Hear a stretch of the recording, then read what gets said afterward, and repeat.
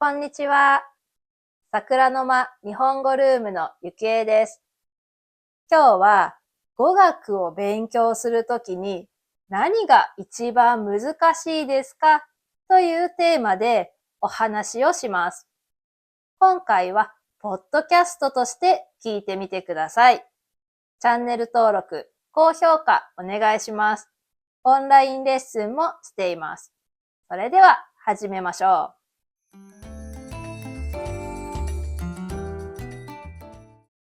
CC を押すと日本語といくつかの言語の字幕が出てきますので、字幕を見たい人は CC を押してください。さあ、皆さんは今、日本語を勉強しています。これから日本語を勉強する人もいるかもしれません。日本語以外でもいろいろな言語を勉強している人がいると思います。皆さんは言語を勉強するときに何が一番難しいですか？勉強する言語によって何が難しいか変わると思います。例えば、日本語と韓国語は語彙の順番が同じです。日本語は SOV の言語です。韓国語も同じです。ですから、言葉の順番は、日本人は韓国語を勉強しやすいし、韓国人は日本語を勉強しやすいと思います。日本人が韓国語を勉強するときに一番難しいと感じるのは、発音だと思います。もちろん人によって違うと思いますが、一般的には発音が難しいんじゃないかなと思います。韓国語にも日本語と同じ助詞があります。時々日本語の助詞をそのまま韓国語で使うと違う場合もあるんですが、結構同じです。もし間違えていても伝わると思います。単語と文法さえ覚えればそこまで難しくはありません。でも、発音はとても難しいです。日本語には母音が5個しかありません。あ、い、う、え、おですね。でも、韓国語には9個か10個あるんです。日本語には5個しかない母音が、韓国語には9個10個あるんですね。だから日本人が発音できないものがあるのも当たり前ですよね。逆に韓国語にはないけど日本語にはあるという発音もあります。例えば、つですね。韓国の人はつの発音が難しいようです。母国語にない発音は難しいのは当たり前ですよね。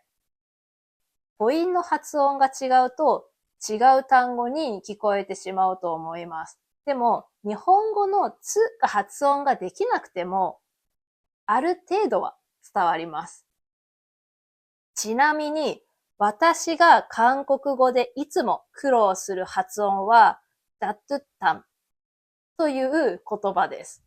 これは、温かいという意味なんですが、いつもカフェで行っても伝わらないんですよ。私にとってこの温かいという意味のダットゥッタンは、あの、本当に難しいです。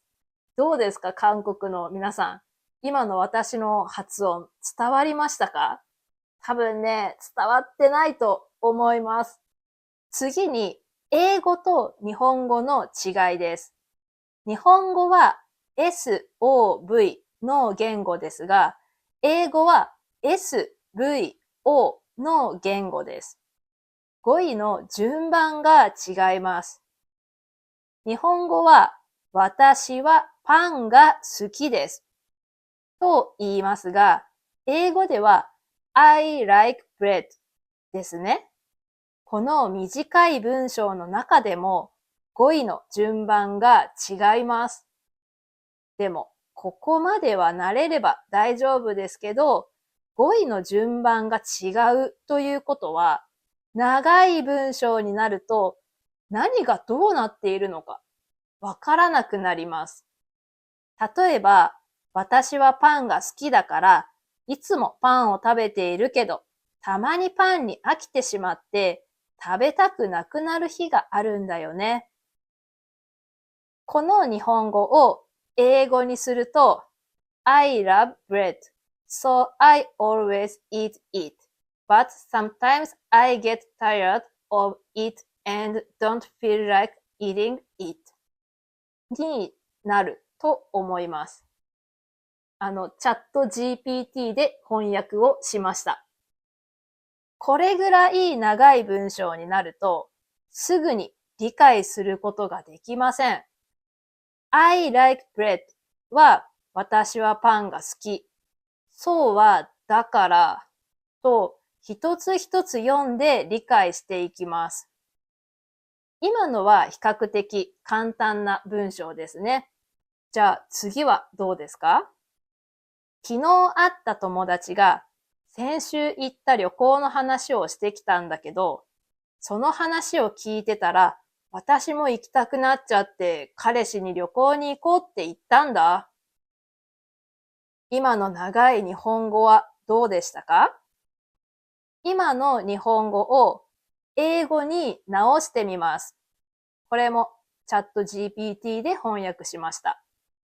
A friend I met yesterday told me about a trip they went on last week.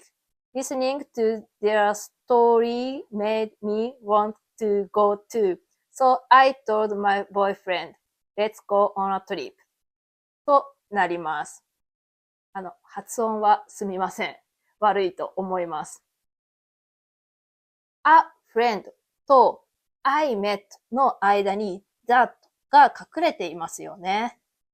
これを日本語で関係代名詞と言います。I met yesterday が a friend を説明しています。日本語は前から後ろの説明をしますが、英語は後ろから前の言葉を説明します。なので、日本語の頭だと理解するのにとても時間がかかるんです。もしくは理解ができません。皆さんはどうですか？ちょっと複雑な長い文章になると、聞いてから理解するまでに時間がかかりませんか？一つ一つは知っている言葉なのに、長い文章になると意味がわからなくなることがありませんか？私は英語の初心者なので、本当に簡単な言葉以外は理解するのに時間がかかるし、聞いてもわからないことが多いです。文章になったらもっとです。日本人が英語の長文を見ると、パズルみたいに感じます。これが日本語のこの意味だから、こうなって、これがこうで、と、パズルのように組み立てます。組み立て方を間違えると、意味も変わります。日本語には助詞があって、助詞で意味が変わりますから、順番が変わっても意味がわかります。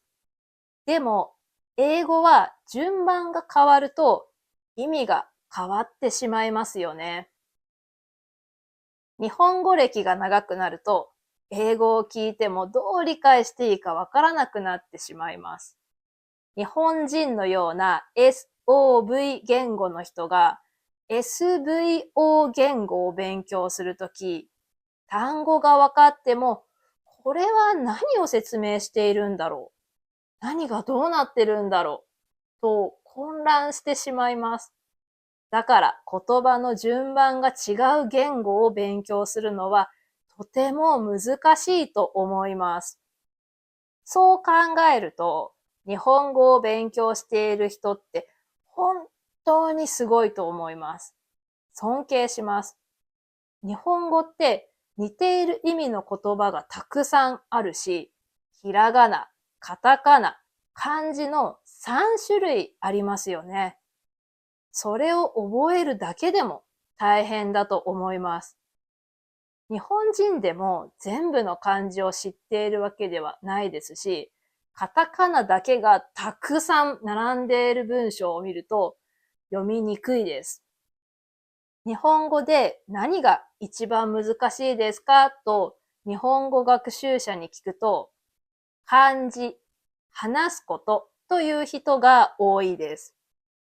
言語を勉強する最終目的は 90% 以上の人は会話することだと思います。会話することが目的なのに、教科書だけを勉強していても話せるようにはなりません。私が一番おすすめするのは、日本人の先生に日本語を使って教えてもらうことです。それが日本語を話すことができる一番の近道だと思います。初心者のうちは母国語で説明をしてもらってもいいと思います。でも母国語で説明をしてもらったり、同じ国の先生に日本語を勉強したり、他の国の言語を勉強したりすると、母国語に頼ってしまって、なかなか勉強している言語を話すということができなくなります。日本語で言ったら N4 ぐらいのレベルからは、勉強している言語の国のネイティブの先生に学習をしている言語で教えてもらった方がいいです。私は日本語の先生ですから、日本語で日本語を教えています。日本語を日本語で教えてもらうと、日本人の考え方も学ぶことができます。言語によって言葉の表現の仕方が違いますから、日本語をそのまま英語に翻訳すると不自然になるし、英語をそのまま日本語に翻訳しても不自然になることが多いです。あとは、英語では使うけど、日本語には翻訳しない言葉もあります。日本人からすると、この言葉の意味は何？どうして日本語にはないのに、英語ではこれを使ってるの？と思う言葉もあります。ね、日本語には翻訳しませんから、日本人にはその概念がなくて、どうして使うのかがわかりません。そうなると、聞いてわかっても使うことができないっていうことになります。それは日本語を勉強している皆さんも同じことを思ったことがあると思います。結局、言語を勉強することは文化も自然と学ぶんですよね。言語を勉強すればするほど文化を理解することも必要になってくるし、文化がどんどん身についていきます。でもね、やっぱり言語を勉強するって難しいですよね。ただ面白いところもたくさんあります。文法や単語を勉強することも必要ですが、日本人が話していることをそのまま理解できるようになることが一番大切です。だから、とにかくいろいろな日本人が話している言葉を聞くのが大切だと思います。もちろん基礎的な単語や文法を勉強してからネイティブの話を聞くのが一番ですけどね。文法や単語がわからないまま聞いても意味は絶対にわかりませんから、基本的な文法、単語を少しでも理解できるようになってからネイティブの言葉を聞き始めた方がいいと思います。コミュニケーションというのは聞いてまた答えなければなりません。聞くときには文章を読みませんよね。だから机の上だけで文章を読む練習をして読めるようになっても聞くことができるようにはなりません。読めても聞けなければ意味がないですし、聞けないということは話すこともできないです。ですから、聞くことと話すことができるように勉強や練習をしなければなりません。でも、それが一番難しいんですよね。ネイティブの先生にその国の言葉で説明をしてもらって、もしわからなければ、レッスンの後に自分でインターネットや辞書を見て復習をする。そしてまた次のレッスンを受けるというのが一番いいです。独学で勉強している人もいると思います。独学で言語を勉強するって本当に難しいと思います。でも今は YouTube とか動画もたくさんありますし、いろいろな教材があります。なのでそれを見て、まずはインプットをする。インプットをしたらアウトプットをしなければなりません。聞いて理解できても自分から言葉を出すことはできないんですよね。自分から言葉を出すということは文法とか単語とかその言葉の順番を理解してなければできませんから、インプットした後はとにかく話す。アウトプットをする。これが大切。でも独学だとアウトプットをする機会があまりないと思うので、とにかく自分で文章を作って話す。独り言を自分で言ってみるっていうのが一番いいと思います。皆さん、私も今英語の勉強をしています。なかなか進みませんが、言語の勉強は大変ですが、皆さん一緒に頑張りましょう。もし私のレッスンが受けたい場合には、下のボックスのリンクからレッスンを予約することができますから、よければレッスンの予約をしてみてください。独学の人は、私のような日本語の先生のビデオやネイティブの YouTuber の動画を見て頑張って勉強してみてください。今日も最後まで見てくれてありがとうございました。また次の動画でお会いしましょう。さよなら。